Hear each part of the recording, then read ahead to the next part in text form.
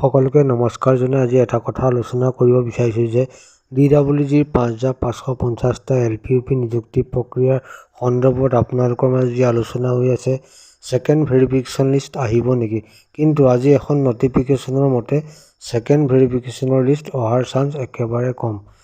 পৰৱৰ্তী সময়ত আপোনালোকৰ কিবা ওজৰ আপত্তি থাকিলে এই সন্দৰ্ভত আপোনালোকে DWGৰ ওচৰত দাখিল কৰিব পাৰিব। কিন্তু ছেকেণ্ড নটিফিকেশ্যন বা ছেকেণ্ড ভেৰিফিকেশ্যন সন্দৰ্ভত কোনো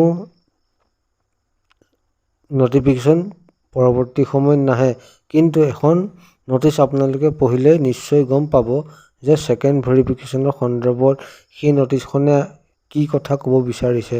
যদিহে আপোনালোকৰ কোনো আপত্তি থাকে বা আপোনালোকৰ কিবা সন্দেহ থাকে সেই সন্দৰ্ভত আপোনালোকে DWGৰ ওচৰত দাখিল কৰিব পাৰিব। কিন্তু ছেকেণ্ড ভেৰিফিকেশ্যনৰ লিষ্ট এখন যে পাম বুলি আশা নকৰিব। কিন্তু এই সন্দৰ্ভত তেখেতলোকে দিবও পাৰে, কিন্তু এই নটিচখনৰ মতে কিন্তু অহাৰ চান্স যথেষ্টখিনি কম।